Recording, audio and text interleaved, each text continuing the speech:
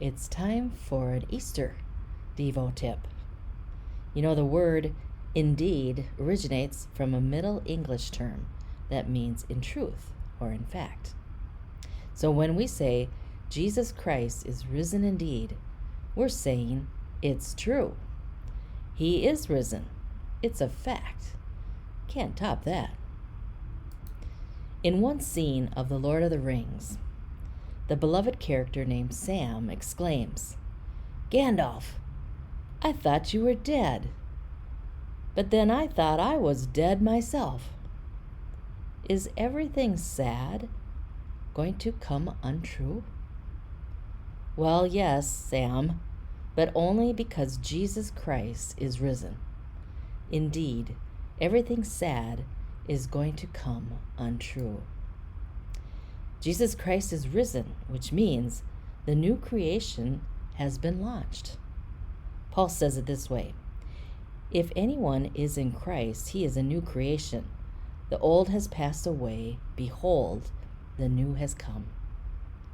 What Paul reveals here is mind-boggling. Apparently, the new heaven and new earth are not wholly future.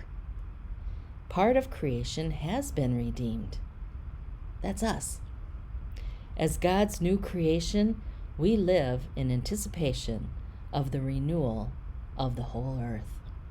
Indeed, it's a fact. Can't top that. Jesus Christ is risen, which means righteousness will prevail. Sometimes all we can see nowadays is the viciousness, the hatred, and the suffering around us. Indeed. But one day, God will manifest His full presence, His heavenly space, and purge the world of evil. That is why we sing, "This is my Father's world. Oh, let me ne'er forget that though the wrong seems oft so strong, God is the ruler yet." Resurrection guarantees true justice. Indeed, it's a fact. Nothing can stop that. Jesus Christ is risen, which means when we die, nothing significant about our life will be lost. While creation groans, we groan too, but with hope. I like how N.T. Wright puts it: what you do in the present by painting, preaching, singing, sewing, praying, teaching, building hospitals, digging wells, campaigning for justice, writing poems, caring for the needy, loving your neighbor as yourself, it will all last into God's future. Resurrection makes life worth living. Indeed. Jesus Christ is risen, which means that we too will be raised from the dead. Our union with Christ is so intimate that it can only be described with organic metaphors like a vine and branches, a tree and its fruit, a head and its body. We are that connected to Him.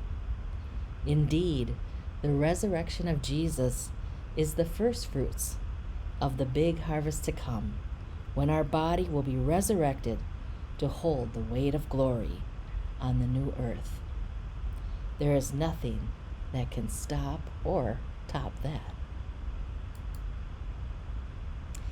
"It's like the great stories, Mr. Frodo," says Sam, "the ones that really mattered. Full of darkness and danger they were, and sometimes you didn't want to know the end, because how could the end be happy? How could the world go back to the way it was when so much bad had happened?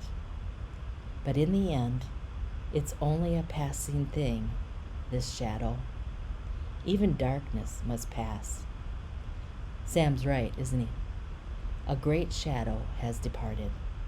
Jesus is risen, and everything sad is going to come untrue. Indeed.